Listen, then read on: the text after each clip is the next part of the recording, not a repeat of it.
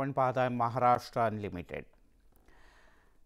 महाराष्ट्र राज्य उच्च माध्यमिक परीक्षा मंडळ अर्थात 12वीचा निकाल आज जाहीर करणार आहे। 12वीच्या परीक्षा झाल्या होत्या, त्याचा निकाल आज जाहीर केला जाईल। महाराष्ट्र राज्य माध्यमिक आणि उच्च माध्यमिक शिक्षण मंडळाने या परीक्षा घेतल्या होत्या। निकालासाठी अधिसूचना जारी करण्यात आलेली आहे आणि अधिसूचनेनुसार 12वीचा निकाल आज दुपारी 1 वाजता ऑनलाईन पद्धतीने जाहीर करण्यात येईल। बोर्डाच्या वतीने घेण्यात येणाऱ्या पत्रकार परिषदेत हा निकाल औपचारिकपणे जाहीर होईल आणि यानंतर विद्यार्थी हा निकाल www.maharesult.nic.in या वेबसाईटवर जाऊन पाहू शकतात। गुणपत्रिकेची एक प्रत तुम्ही डाउनलोड करून घेऊ शकता। 12वीच्या परीक्षेसाठी 15,13,909 विद्यार्थ्यांनी नोंदणी केली होती, परीक्षा दिली होती। सुस्मिता बदाणे आपल्या प्रतिनिधी आपल्यासोबत जोडले गेले। सुस्मिता, अखेर आज 12वीचा निकाल आहे।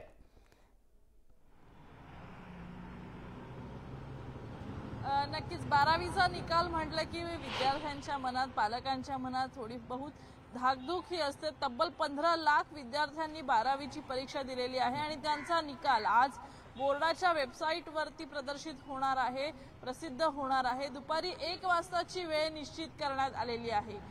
मागच्या वर्षी जर आपण बघितलं तर 95% सर्वसाधारणपणे निकाल हा लागलेला होता राज्यभरातला। या वर्षी तो किती लागतो हे बघणं महत्त्वाचं असणार आहे। त्याचबरोबर जे विद्यार्थी आज आपले निकालपत्र पाहतील त्यामध्ये जर त्यांना काही फेरफार हवा असेल, काही ठिकाणी गुण कमी आहेत किंवा अधिकचे गुण मिळाले असतील अशी शक्यता आहे, तर गुणपत्रिका तपासणीसाठी, उत्तरपत्रिका तपासणीसाठी सुद्धा ते आजच ऑनलाईन अर्ज करू शकणार आहेत। 9 जून पर्यंत त्यांना ऑनलाईन अर्ज करता येणार आहे आणि ऑनलाईन पद्धतीने अर्ज करण्याबरोबरच आपल्या नजीकच्या महाविद्यालयामध्ये किंवा ज्या महाविद्यालयात तुम्ही प्रवेश घेतलेला होता त्या महाविद्यालयातनं सुद्धा तुम्हाला या गुणपत्रिकेच्या फेर तपासणीसाठीचा अर्ज करता येणार आहे। ऑनलाईन पद्धतीने हा निकाल 1 वाजता जाहीर होणार आहे। 15 लाख विद्यार्थ्यांचं एकूणच गुणपत्रिकेच्या आधारे जे गुणनिश्चिती आहे ती आपल्याला पाहायला मिळणार आहे। परंतु कुठेही विद्यार्थ्यांनी घाबरून जाऊ नये आणि नाराज होऊ नये। एटीकेटीच्या परीक्षेचा पर्याय आपल्या समोर आहे अशा पद्धतीची माहिती बोर्डाकडून देण्यात आलेली आहे। पुढच्या आठवड्यापासून त्याबद्दलचा सर्व जो प्रवेश प्रक्रियेचा जो पूर्ण प्रस्ताव आहे तो सुद्धा प्रसिद्ध केला जाणार आहे।